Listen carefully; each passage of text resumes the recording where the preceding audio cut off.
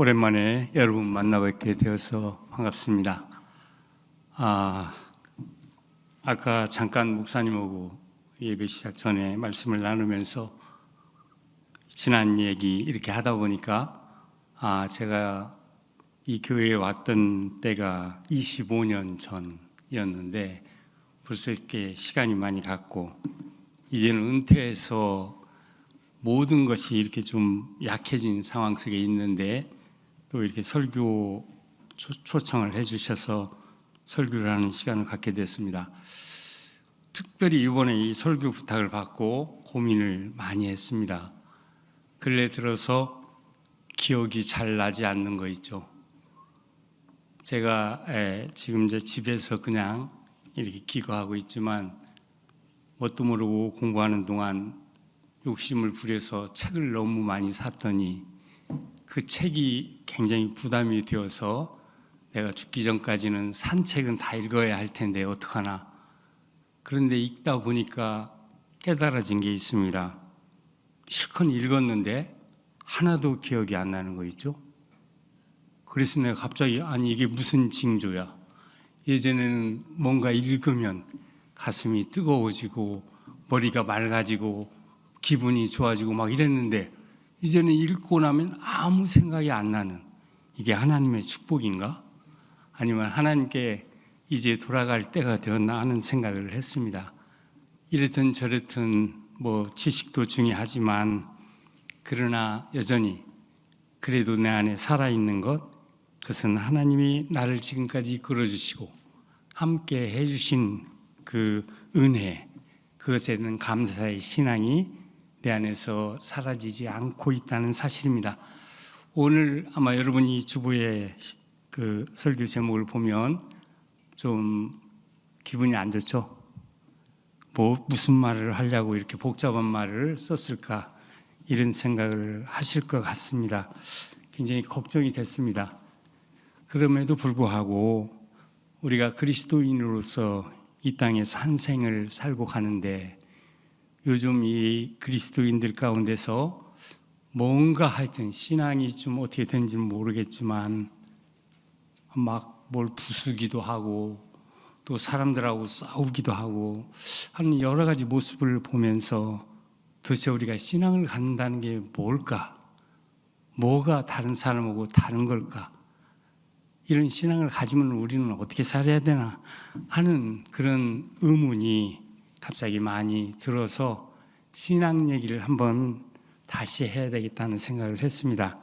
물론 이 신앙과 관련된 얘기를 한다는 것 쉽지 않다고 생각을 합니다만 그럼에도 불구하고 이것이 너무나 곡해되고 있는 현상이 가슴이 아파서 그래도 한 번쯤은 좀 이야기를 해야 되겠다는 생각을 했습니다. 그래서 원고를 이렇게 쓰다 보니까 말이 너무 복잡해져서 아침에 이 원고를 다시 읽으면서 이 원고 읽고 무슨 얘기를 하는 거야 하고 여러분 돌아가시면 나는 어떻게 되나 하는 생각을 했습니다. 가능하면 원고에 매이지 않고 내 안에서 하나님이 주시는 어떤 은혜를 받으면서 그냥 했으면 좋겠는데 기억도 잘 안 나는 사람이 또 횡설수설하면 안 될 것 같아서 가능하면 원고를 따라가면서 이야기를 해보도록 하겠습니다. 신앙 다 알죠, 여러분? 믿는 거 아닙니까? 그것도 그냥 믿는 게 아니라 내가 믿는 거죠. 기독교 신앙은 그냥 믿음이 따로 있는 게 아니라 내가 믿는 거죠. 내가 누구를 믿습니까? 하나님을 믿는 겁니다. 그런데 이게 아주 우리를 어떻게 보면 혼란스럽게 만드는 때가 있습니다. 왜냐하면 내가 뭘 한다라고 하는 이 근대 이후에 우리 인간을 아주 저 깊은 데서부터 지배하고 이끌어가는 논리이기 때문에 그래요. 내가 하는 거야. 누가 해? 내가 하는 거야. 그렇죠? 이게 제일 중요해. 남이 하는 거, 다른 사람이 하는 거 별로 안 중요해. 내가 하는 게 중요해. 이게 이제 이성이라고 하는 어떤 논리에서 가장 중요한 의미를 갖는 거죠. 내가 하는 거예요. 그것을 강화시키고 그것을 가지고 이렇게 더 나은 삶을 살기 위해서 우리 모두는 노력을 많이 하고 있는 거 아닙니까? 남이 준 지식이 중요한 게 아니라 내가 갖고 있는 지식이 중요하니까. 그런데 신앙의 논리라는 건 너무나 이상해서 내가 믿는데 내 마음대로 믿으면 안 되는 함정이 있다, 그런 얘기입니다. I believe in Christ 이런 얘기를 해도 내가 믿지만 내가 믿는 게 아니라 그분, 내가 믿는 대상이 나보다 더 중요한 의미를 가질 때에만 이 신앙이 나에게서 유용함을 창출해내는 거다, 그런 얘기예요. 아주 단순한 얘기 같은데 잘 되지 않습니다.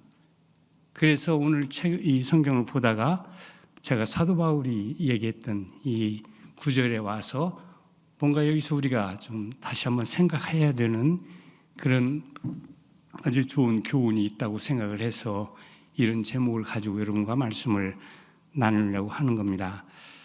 특별히 내가 믿지만 그러나 나하고 관계를 갖게 된, 믿음을 통해서 관계를 갖게 된 하나님과 예수 그리스도가 중요하다는 사실, 이것은 도대체 우리에게 무슨 의미가 있을까 하는 얘기, 특별히 예수님께서 우리에게 가르쳐 주신 여러 가지 교훈들을 보면 그것은 예수님 자신의 어떤 생각이나 이런 게 아니라 다 하나님 아버지와 관계가 되어 있다는 걸 우리가 성서를 통해서 알게 되는 거죠.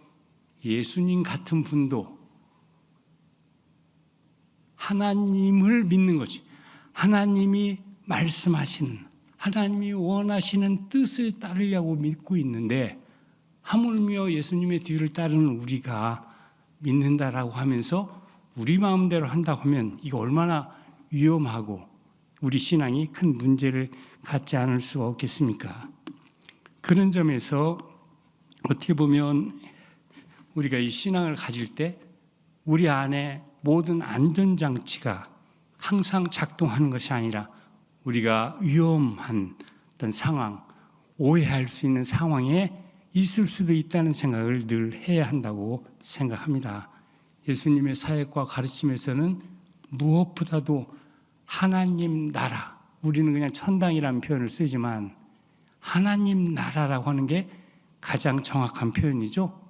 하나님이 지배하는 것, 그리고 예수님이 이 하나님 나라의 뜻을 이루기 위해서 짊어지셨던 십자가 사건, 이것이 가장 큰 의미를 갖는 것이기 때문에 우리가 믿음을 통해서 하나님과 관계를 맺었을 때 우리 믿음의 핵심이 되어야 하는 것, 저는 그것이 바로 하나님의 뜻, 그분의 통치, 그리고 우리 주님께서 짊어지셨던 고난의 십자가라고 저는 생각을 합니다. 따라서 우리가 신앙을 가지면 늘 하나님 나라와 소통하려고 노력하고 또 주님께서 짊어지신 십자가의 의미가 무엇인지를 늘 헤아려야만 비로소 우리 신앙이 건강한 신앙으로 이렇게 발전할 수 있다고 생각합니다. 그런데 이제 문제가 하나 있습니다. 예수님의 가르침 그리고 사도들의 가르침을 보면 여러 가지 다양한 이야기들이 많이 나오고 있기 때문에 성서 안에서 우리가 발견하는 하나님과 관련된 여러 다양한 증언, 이것이 똑같지가 않다, 그런 얘기예요. 여러분이 만약 복음서만을 가지고 생각해도 마태, 마가, 누가, 요한이 똑같은 얘기를 하는 것 같은데 다 같이 하나님 얘기를 하고 있는데 다르게 얘기를 하고 있다, 그런 얘기예요. 도대체 이게 뭘까? 우리가 흔히 세상 안에서 배우는 지식이나 이론은 대부분 같은 지식 이론을 놓고 배우는 거죠. 그런데 이상하게 하나님의 복음과 관련된 이 이야기는 모두가 똑같은 방식으로 그 복음을 따라서 살아갈 수는 없는 어떤 기이한 그런 어떤 내용을 담고 있다, 그런 얘기예요. 그래서 특별히 복음서만을 가지고 얘기해봐도 최초의 복음서라고 말해지는 마가복음 어떻게 그의 복음을 우리에게 전하고 있을까 하고 살펴보니까 그냥 단순하게 예수님이 어떻게 살고 무엇을 증언했는가 하는 예수님의 행태의 관심하면서 그의 복음서를 기술했다고 합니다. 놀라운 얘기죠. 예수님이 한 말이 많이 있어요. 가르침도 많고 산상설교 뭐 이런 것도 많은데 마가복음은 그걸 다 없앴어. 산상설교가 나오지 않아요. 왜 그랬을까? 그거보다 더 중요한 거, 아주 핵심적인 거, 그게 뭐냐? 그 예수님이 어떻게 살고 어떻게 돌아가시고 하던 예수님의 행태에 관심하면서 예수님의 복음을 설명하고자 했다. 그러니 거기에 비해서 마태복음을 열면 마태는 어떻게 예수님에 관한 이야기를 했을까요? 뭐가 다를까요? 마태의 방식은 유대인의 독특한 신앙 전통을 생각하면서 예수님 이야기를 했다고 그럽니다. 이런 이야기가 여러분 잘 이해가 될지 모르겠어요. 마태는 유대인을 고려한 거예요. 유대인도 똑같은 하나님을 믿는데 하나님을 믿으면서 구약의 전통에서 우리가 보면 오랜 기간 동안 신앙의 전통을 가지고 있었어요. 그러니까 이 유대인하고 이야기를 하려면, 유대인에게 하나님 뜻을 전하려면 이 신앙을 고려하지 않고는 어렵더라, 그런 얘기죠. 그렇기 때문에 마태는 자신의 복음을 쓰면서 유대인을 늘 염두에 두는, 유대인의 신앙을 생각하는 방식으로 그의 하나님의 뜻을 기술했다, 그런 얘기입니다. 그래서 그런지 마태와 마가가 뭔가 좀 약간 다른 뉘앙스를 갖고 있는 걸 우리가 보게 됩니다. 거기에 비해서 아주 조금 반대적인 입장에서 또 예수님에 관한 이야기를 쓴 책이 뭐냐? 그게 바로 누가복음입니다. 누가복음은 이방인을 위한 복음서를 썼기 때문에 그래요. 사도행전과 관련된 그런 이야기죠. 사도행전은 행적에 관해서 기술을 했지만 역사를 썼지만 누가는 바로 그런 행적을 통해서 경험했던 많은 이방인들에게 이 예수님의 이야기를 어떻게 이야기해야 될까 하는 걸 고려하면서 복음서를 쓰다 보니까 마태와도 다르고 마가와도 달라지더라, 그런 얘기요. 안 그렇습니까? 만약 마태복음에서 마음이 가난한 사람은 복이 있다 이렇게 얘기했다고 한다면 누가는 가난한 사람은 복이 있다 이렇게 얘기를 했어요. 마음이를 뺐어. 마음이 가난해? 그거 너무나 복잡한 얘기야. 마음이 가난하다는 게 무슨 이야기지? 이방인은 알 수가 없어. 유대인만 아는 거야, 마음이 가난한 거. 그러니까 그런 방식으로 자신의 복음서를 썼다, 그런 얘기입니다. 특별히 가장 어려운 복음서가 또 있습니다. 요한복음이라고 하는 거죠. 요한복음. 너무 복잡하고 거대해요. 태초에 하나님의 말씀이 있어. 이렇게 썼어. 쥐가 태초를 바라봤나? 어떻게 알아? 하나님 말씀이 있었는지 없었는지. 어마어마한 소리를 가지고 그의 복음서를 시작했어. 왜 그랬을까? 요한은 이방 사람들이 갖고 있는 종교와 철학을 알고 있는 사람이었다, 그런 얘기예요. 보통 우리가 철학 공부를 한다든지 하면 어디서부터 시작해요? 가장 처음 자리부터 시작하는 거죠. 뭘 말할 때 처음에 뭐가 어떻게 저쩌고 하면서 이렇게 설명을 해오는 거 아니에요? 바로 요한은 이방인이 갖고 있는 신앙, 믿음, 철학을 알았기 때문에 그들에게 뭔가 설득이 되는 방식으로 복음서를 쓰다 보니까 태초에부터 시작을 하지 않을 수가 없었다, 그런 얘기입니다. 특별히 요한복음을 읽어보면 너무 그 세 가지 앞에 복음서와 너무 다르다는 걸 우리가 알게 되는 게 왜 그럴까요? 바로 이런 것 때문에. 그래서 이해하기가 매우 어려워요. 막 진리 이런 얘기를 함부로 막 해. 진리가 뭐야? 굉장히 어렵죠. 그런 방식으로 예수님의 복음을 설명했다, 그런 얘기입니다. 자, 그렇다고 한다면 우리가 좀 생각할 부분이 있죠. 그게 뭘까? 처음에 예수님이 돌아가시고 많은 예수의 제자들, 따르던 사람들이 이제 예수님 이야기를 가지고 여기 다니면서 전도를 하는 거죠. 그런데 그때 부딪혔던 문제들이 있었겠죠. 그냥 일률적으로 아무 데나 가서 똑같은 말을 했던 게 아니지 않습니까? 특별히 우리가 앞에서 얘기한 것처럼 유대적인 것, 유대인을 만나서 예수님 이야기를 하는 사람, 혹은 헬라적인 것, 헬라적 문화 안에서 종교적인 영향 안에 있었던 사람들에게 예수님 이야기를 하는 거, 이거는 굉장히 다를 수밖에 없었다, 그런 얘기예요. 똑같은 얘기를 해도 다르게 해야 돼. 틀린 게 아니에요. 틀린 게 아니고 달랐다, 그런 얘기죠. 그래서 유대적인 것, 헬라적인 것의 차이를 잘 알지 않으면 이걸 이해하는 게 쉽지가 않다, 그런 얘기입니다. 그리고 또 한 가지 다름이 있었어요. 그게 뭐냐? 사람이 다 똑같은 어떤 상태에서 살고 있지 않은 거죠. 어떤 사람은 많이 배우고 가진 것도 많은 사람이 있는 반면에 어떤 사람은 배움이 없고 아주 어려운 상황 속에서 살고 있는 사람이 있습니다. 그것을 우리 성경은 약한 자와 강한 자라는 말로 표현하고 있어요. 여러 사람을 만나고 보니까 아주 지식도 있고 생활도 넉넉한 그런 사람이 있어요. 그런 강한 자를 만났을 때 전해야 될 복음의 내용. 그 다음에 아주 아무것도 갖고 있지 못하고 아는 것도 없는 약자를 만났을 때 해야 되는 어떤 행태, 이런 것들이 다르지 않을 수가 없었다, 그런 얘기예요. 그런데 강한 자와 약한 자, 이것은 특별히 갈등 가운데 있죠. 해결하는 게 굉장히 어렵습니다. 그런 어떤 갈등까지를 염두에 두지 않으면 예수님의 이 메시지를 적절하게 전달한다는 게 굉장히 어려웠다, 그런 얘기예요. 자, 우리가 2000년 기독교 역사를 보면서 여전히 사도 바울을 제일 앞자리에 세우는 이유가 있습니다. 예수님을 제외하고 사도 바울을 세우는 이유가 왜 그럴까요? 바로 이런 문제들을 가지고 가장 심각하게 고민했던 사람, 그 사람이 바로 사도 바울이었기 때문입니다.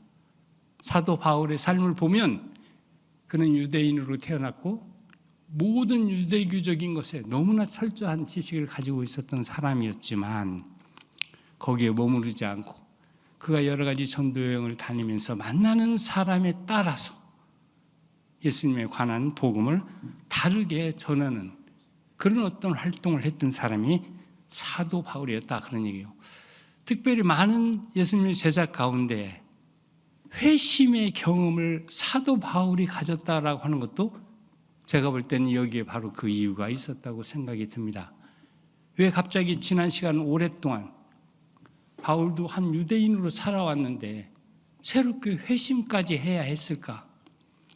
그것은 바로 이런 유대인의 전통, 그 다음에 또 그가 알고 있는 지식 때문에 얻었던 헬라적인 어떤 사상, 이런 것이 자신에게 주었던 많은 어떤 그 이질적인 것, 어떤 느낌, 이런 걸 버릴 수가 없었겠죠. 그걸 가지고 고민하고 고민하다가 도달한 어떤 해결점, 그것이 바로 그의 회심이었던 겁니다. 그래서 자기 안에 있던 내면의 갈등, 그 다음 그걸 가지고 고민해왔던 여러 시간의 싸움들, 이것을 가지고 고민하다가 결국 회심을 통해서 이 모든 걸 뛰어넘는 새로운 예수님의 이야기를 말할 수 있게 되었다, 그런 얘기예요. 자, 그렇다고 한다면 우리가 오늘날 이렇게 이제 예수님을 믿고 살고 있지만 특별히 우리도 어떤 삶의 상황 속에서 늘 염두에 두어야 하는 신앙인으로서의 과제가 있다고 생각합니다. 그것은 많은 선교학자들이 얘기를 하고 있는 것이기도 하지만 유대적인 요소가 갖는 것과 헬라적인 요소가 갖는 것, 그리고 이것이 어떻게 발전을 해오고 기독교를 수용할 때 어떤 방식으로 이것이 수용이 될 수 있는지, 여러 가지 기독교의 상이한 패러다임을 우리가 잘 알지 않으면 우리의 어떤 사명을 감당하기가 쉽지가 않다, 그런 얘기예요.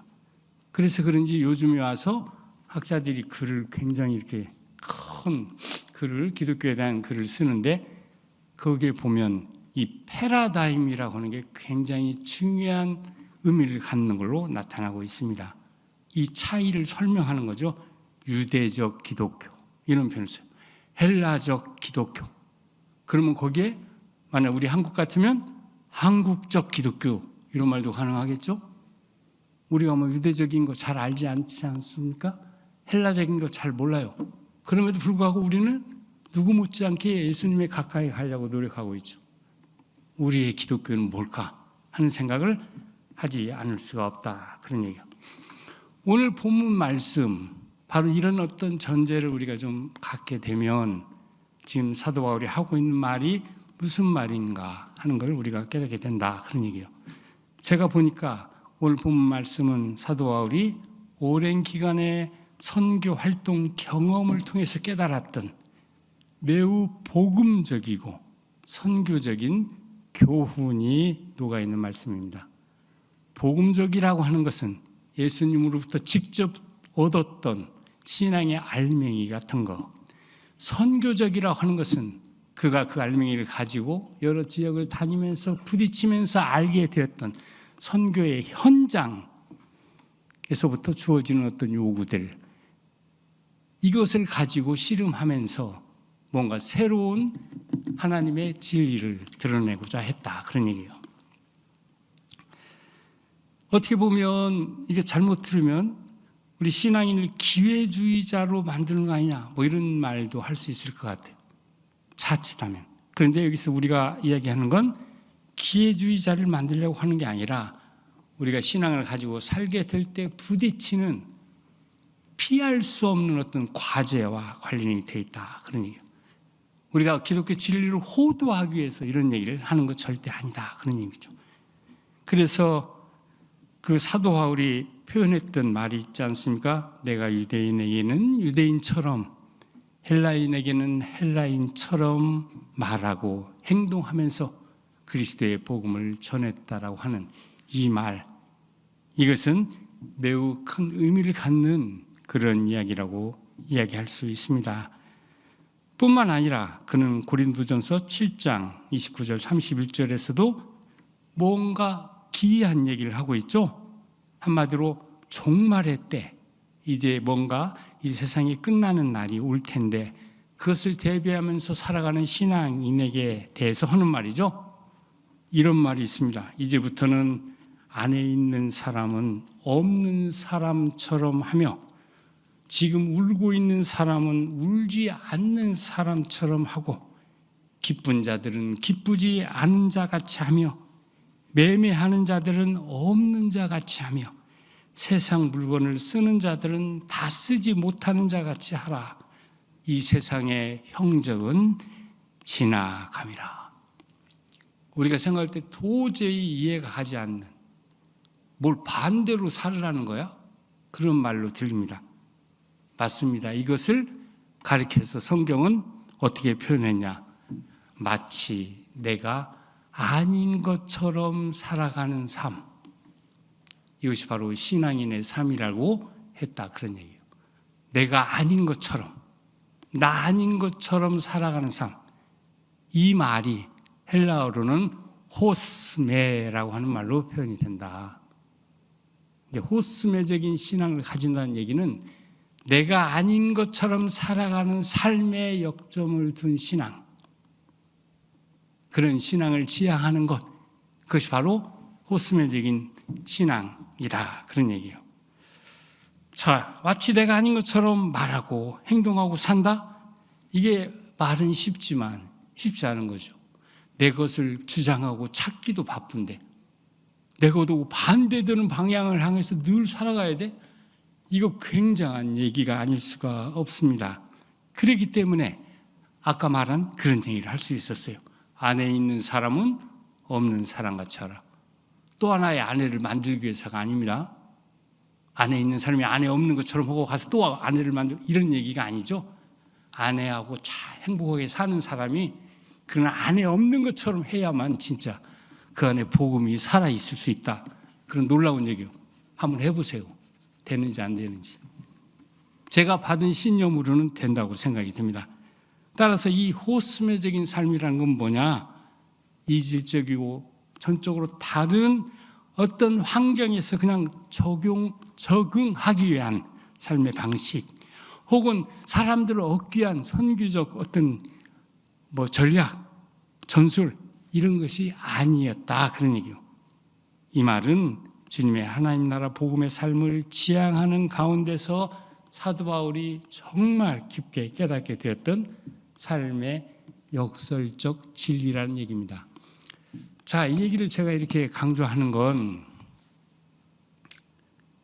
역설을 내가 갖지 않으면 우리가 신앙을 갖다 보면 늘 혼동하는 지점이 있습니다. 저도 그랬고요, 지금까지. 내가 믿는 거야, 내가. 나는 너처럼 안 믿어. 나처럼 믿을 거야, 나처럼. 그것이 나도 모르는 사이에 나를 지배하게 되죠. 특별히 한국처럼 교파가 많고 교단이 많은 곳에서 신앙생활을 하다 보면 우리식의 신앙, 그것이 최고야. 뭐 순복음적 신앙, 뭐 여러 가지 그런 말들이 많이 있지 않습니까? 근데 내가 믿는다. 그래서 그것이 신앙은 내가 믿지만 내가 아니라 내가 믿는 대상이 오히려 주는 어떤 지혜, 진리, 이것을 붙잡아야 한다라고 말하는 이유도 여기에 그 이유가 있습니다. 하나님 나라 복음의 삶을 지향하는 가운데 바울이 깨달았던 역설적 진리, 바로 그것이 내가 믿지만 내가 아닌, 내가 믿는 복음이 주는 어떤 힘을 가지고 살아가는 것, 그것이 바로 진정한 신앙의 역설이고 그것이 바로 그리스도인의 삶을 정말 바르게 이끌어가는 진리라고 생각을 했다, 그런 얘기예요. 그래서 바울은 그런 얘기를 한 다음에 놀랍게도 왜 이런 일을 하느냐? 내가 복음에 참여하고 싶어서 그렇다라는 대답을 주고 있습니다. 놀라운 얘기죠? 복음에 참여. 여러분 신앙을 갖고 있지만 복음에 참여하고 있습니까? 곁에 가기라도 해봤어요? 이거 무서운 얘기입니다. 나는 하나님을 믿는다고 했는데 한 번도 하나님이 우리에게 주신 저 축복, 저 복음 가까이 가본 적이 없어. 원수 사랑하라고 했더니 엉뚱한 짓 하고 다녀. 그럼 그게 복음하고 무슨 상관이 있겠어? 그러면서 나는 신앙이냐? 그러니까 오늘 우리 사회에서도 전도사님이 가서 뭐 올 때려 부셨다는 소리가 나오질 않나. 이 전도사님 조심해야 돼. 막 때려 부셔. 너무 놀라운 일을 막 하고도 난 잘했다 뭐 이러고 있는 것 같아. 저게 뭐지 도대체? 우리 신앙이 뭔가 왜곡돼도 크게 왜곡되어 있는 그런 현실을 우리에게 보여주고 있는 거 아니냐 하는 생각을 합니다. 특히 우리가 바울에게서 이해하기 어려운 부분이 뭐예요? 어떤 것을 이루고 성취했음에도 불구하고 그것을 자기 자신의 것, 자기 자신의 뭘로 삼지 않는다는 사실입니다. 그래서 사도 바울은 오늘 본문 19절에서 이런 말을 하고 있죠. 내가 모든 사람에게서 자유로우나 스스로 모든 사람에게 종이 된 것, 그것은 더 많은 사람을 얻고자 합니다. 그런 얘기예요.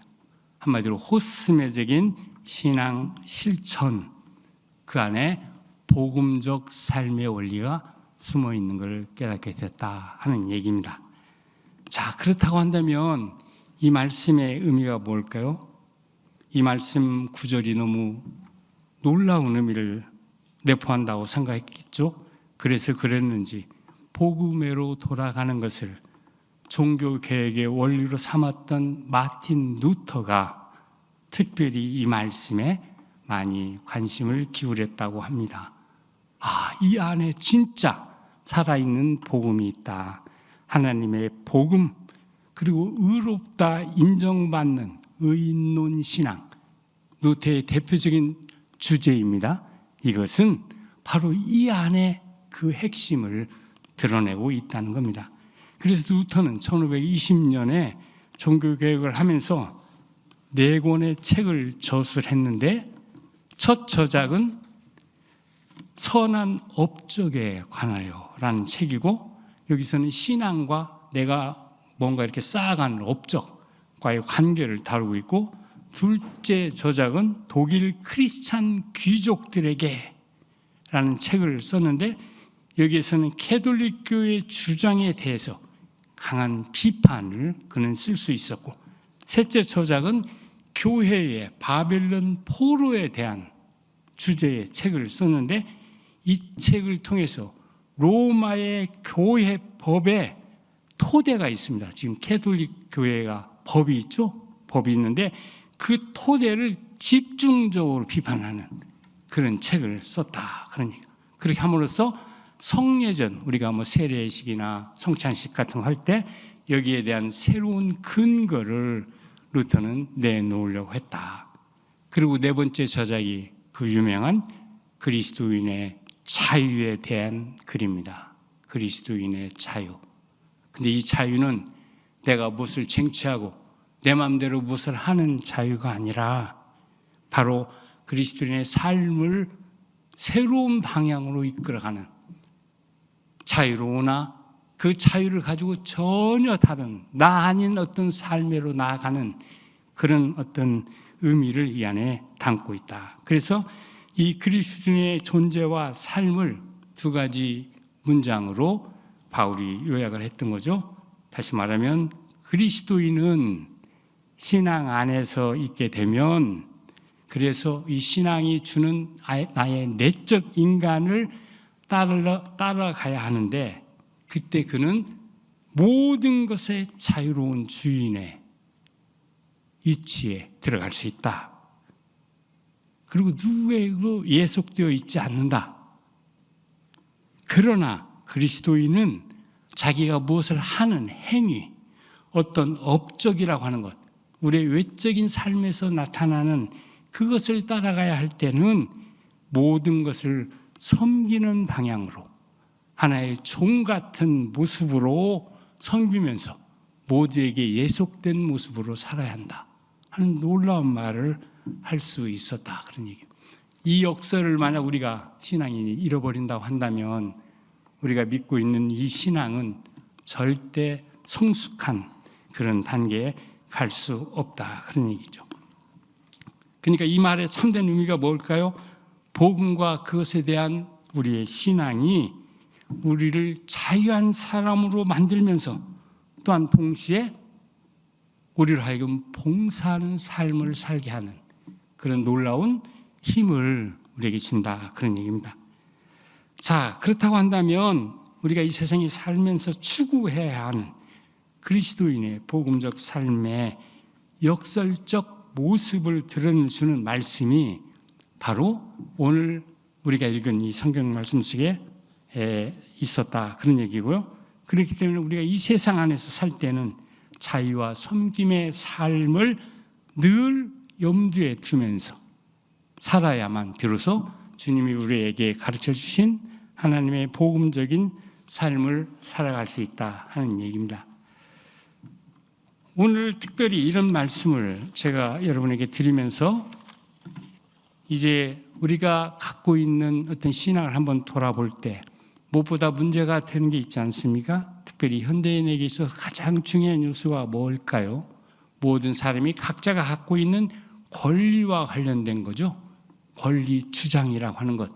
이것은 오늘날 우리 세계 속에서 이것이 없으면 이 질서를 유지할 수 없는 매우 소중한 것입니다. 그런데 이것은 매우 중요한 거죠. 그럼에도 불구하고 정말 또 하나 중요한 것, 그것은 우리 신앙인만이 가질 수 있는데 이 권리를 내 욕심을 실현하는 데 사용하는 게 아니라 오히려 섬기고 사랑하는 데 사용하는 그런 삶으로 나아감으로써 우리가 복음으로부터 얻는 권리도 우리 안에 가질 수 있고 그것을 우리의 삶 속에서 실현하는 놀라운 신앙의 힘을 경험할 수 있다, 그런 얘기입니다. 자, 그런 점에서 이 바울이 증언했던 신앙의 진리, 그것은 복음이 주는 이런 내적 자유를 소유한 자로서 그 정체성을 결코 포기한 그런 적이 없었던 사도 바울, 그로부터 우리가 배워야 하는 것이 있다, 그런 얘기죠.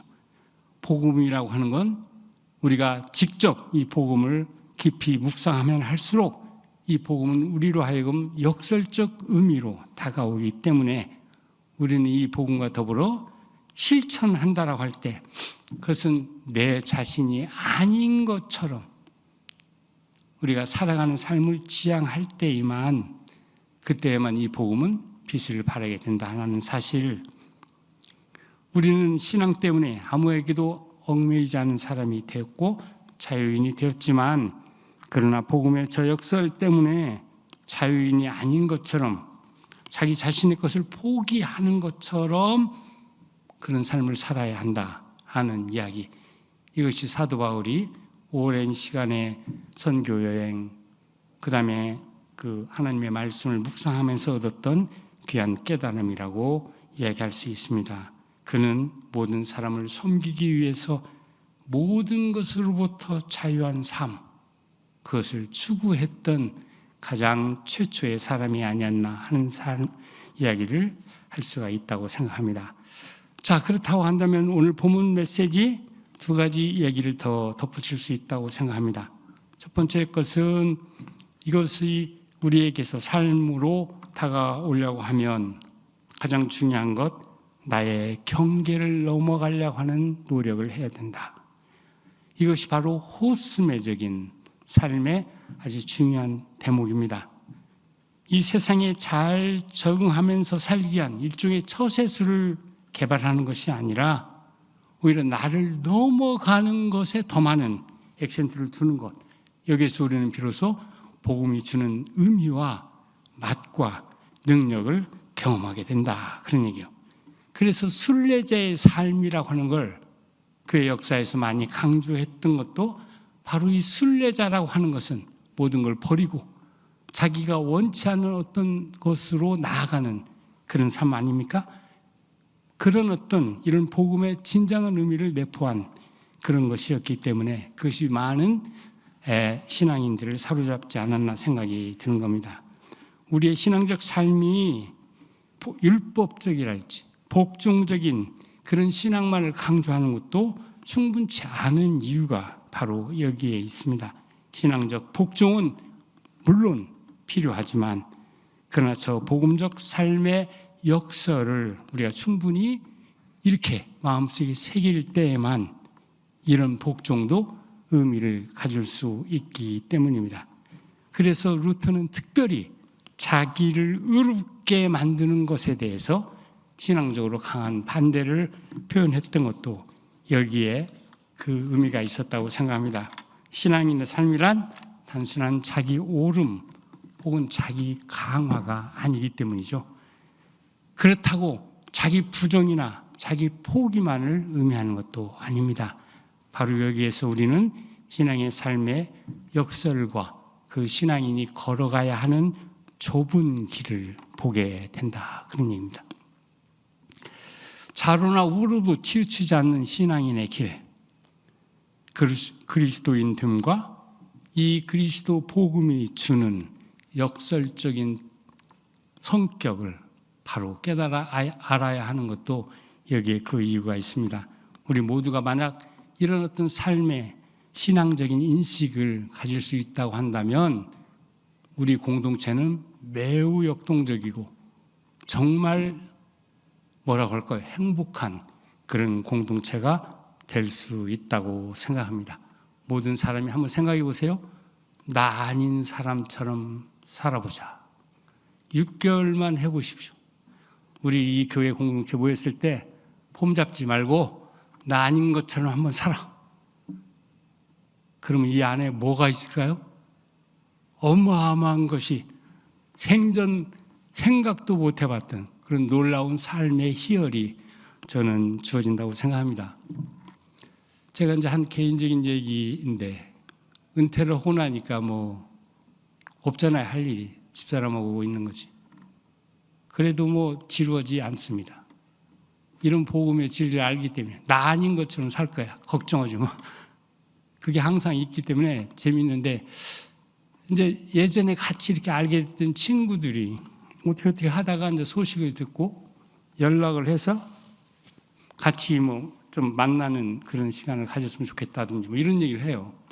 물론 같이 이제 신학을 공부했던 사람들도 있고 또 외국에서 유학할 때 만났던 사람들도 있고 그래 가서 이렇게 좀 만나보니까 뭐 그냥 하는데 계속 나한테 뭐가 쌓이는 거예요. 이렇게 너무 자기를 주장을 해. 일방적이야. 근데 저는 좀 마음이 여립니다, 제가. 그래서 별로 제 얘기를 많이 안 하려고 노력을 해요. 내 얘기는 그냥 객관적인 얘기라기보다 의미가 있는 도움이 되는 얘기면 몰라도 나를 막 딱 내세우려고 이런 건 좀 아닌데 그러다가 좀 이렇게 그게 아닌 것 같으면 굉장한 또 압박을 넣어요. 그러더라고. 내가 그래서 아니 은퇴하고 무슨 이런 일이 가능한가? 아빠랑 너무 안 만나지. 내가 왜 너를 만나? 이런 생각이 나한테 드는 거예요. 여러분 안 그러겠어요? 근데 실제로 그런 일이 일어났어. 그래서 아유 뭐 나는 아무렇지 않았는데 자기네가 나를 안 만나겠대 더 이상. 그래서 이거 만나지 말자. 오케이. 나는 어차피 뭐 이제 죽을 날 기다리고 사니까 안 만나도 좋고 만나도 좋고 그런데 관심하지 않아. 그리고 나 읽어야 할 책이 또 너무 많아. 비싸게 주고 샀는데 읽고 죽어야지. 이런 생각으로 가득 차 있다. 그랬더니 한 보름쯤 있다부터 계속 전화가 오는 거야. 제가 전화를 받았겠어요? 안 받았겠어요? 안 받았어요. 뭐 들어 전화해? 그냥 살아. 뭘 우리가 뭐 서로 지금 와서 뭐 어떻게 변해? 안 변해. 그냥 살아. 나도 그냥 살 거야. 지금까지 버티는 거야. 아직도 안 끝나. 또 기다렸다가 또 전화가 와요. 내가 볼 때 이해가 안 가. 같이 만나지 말자며. 내가 뭐라고 뭘 얘기한 적도 없고 요구한 적도 없는데 자기네가 만나지 말자 해서 그러자 그랬는데 계속 전화가 오고 있다. 이거 이상하지 않아요? 그때 제 머릿속에 들어와 있는 게 바로 이런 얘기였습니다. 우리가 신앙을 갖고 산다고 하지만 신앙이 주는 깊은 묘미를 우리가 아직 맛보고 있지 못하구나. 그랬을 때 그런 사람 입에서 나오는 말이 무슨 말인지 아세요? 동양의 철학이나 기독교의 진리나 뭐 다 비슷해. 그런 얘기 하시더라고. 뭐가 비슷해? 난 공부하니까 비슷한 게 하나도 없던데. 그랬더니 야 공자가 뭐라고 한줄 알아? 내가 원하지 않는 것 남에게 하지 말라. 남에게 하지 말라. 그런 얘기를 해. 내가 싫은 거 남에게 안 시키면 그게 아주 훌륭한 사람이래. 근데 뭐 그거나 예수님이 뭐 이웃 사랑해라 다 똑같은 얘기 아니냐? 이런 얘기 하더라고. 그래요? 재밌는 얘기 들었는데 내가 싫은 거 남에게 안 시켜? 나는 그거 제일 잘할 수 있다고 생각해. 난 내가 싫으면 절대 남에게 난 안 시켜. 우리 애들한테도 안 시켜. 걱정하지 마. 그런데 나한테 고민은 예수님은 우리에게 원수를 사랑하라고 말한다는 사실이야. 나는 이것에 대해서는 자신이 없어. 그러나 뭐 내가 싫은 거 안 시키는 거? 그게 황금률이래. 동양의 황금률. 그 웃기는 소리 좀 그만하라고 그랬어. 달러 이건 다른 거야. 그렇게 싫은 거 왜 못하니? 싫은 걸 모두 남한테 시켜? 그러나 원수 미운 놈을 사랑한다는 거야. 이게 어려운 얘기지. 이건 되지가 않아. 바로 여기에 같은 내용을 품어 있는 것 같지만 그 내용에서 달라지는 전혀 같지 않은 그런 내용이 있다. 그런 얘기입니다. 오늘날 우리는 경계가 무미해진 세계화 시대에 살고 있다고 그러죠. 어떤 삶을 어떻게 살아야 할까? 세계는 넓어지고 사람들은 다양해졌는데 내 경계만을 고수하면서 사는 것도 어려운 일 아닙니까? 뭔가 삶의 패러다임도 좀 바꿔야 한다고 그래서 사람들은 말하고 있죠. 어느 성공한 가수의 조언도 그렇지 않습니까? 다르게 부르자. 요즘은 하도 가수가 노래 자랑을 너무 많이 해. TV를 보니까 무슨 트로트를 뭐 1, 2, 3으로 가고 뭐 어떡하고 너무 노래를 잘해. 그럼 어떻게 살아남을 수 있지? 이제 한 가지밖에 없대. 다르게 부르자 그래. 다르게. 어떻게 다르게 부를까는 모르겠지만 이런 얘기 많이 이렇게 회자되는 이게 남이 하니까 나도 하는 거 그건 더 이상 우리에게 의미를 못 갖는다. 그런 얘기를 많이 하고 있죠. 저는 여기에 바로 우리 신앙의 진리가 갖는 묘미가 이때 빛을 발하는 시기에 왔다 생각합니다. 호스메적인 삶 그리고 비정체성적인 삶의 지향 이것은 다른 사람에게 굉장한 매력을 줄 수 있는 그런 삶이라고 생각합니다. 이제 자기 세계 그리고 그 경계만을 고집하는 것 더 이상 의미가 없죠. 경계를 넘어서 나 아닌 다른 어떤 삶을 이렇게 살아가려고 할 때 그때 우리에게서 새로운 삶의 역동성과 의미가 더 풍부하게 주어진다고 생각합니다.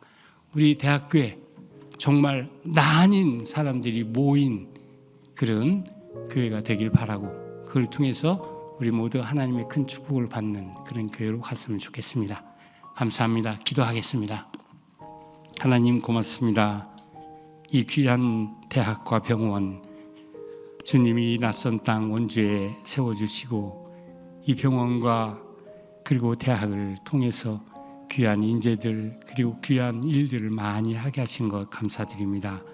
우리는 늘 흩어지고 나를 고집하게 되지만 주님이 세우신 이 병원을 통해서 정말 신앙이 갖고 있는 저 귀한 역사를 실천하는 귀한 병원이 될 수 있도록 주님 인도해 주옵소서. 지금까지 지내오는 동안 함께 하셨던 주께서 이제 새로운 미래를 열기 위해서 애쓰고 고생하는 이 병원에서 일하는 모든 선생님들, 특별히 또 대학에서 배우는 여러 학생들 함께 하셔서 이 대학과 병원을 통해서 정말 하나님의 귀한 인재들이 많이 나오는 그런 축복 허락해 주옵소서. 특별히 이 대학교에 사랑해 주셔서 대학교를 통해서 이 모든 것들이 함께 가는데 큰 도움이 되는 당신의 귀한 성전이 되게 해 주옵소서. 이 모든 말씀 예수님의 이름으로 기도하옵나이다. 아멘.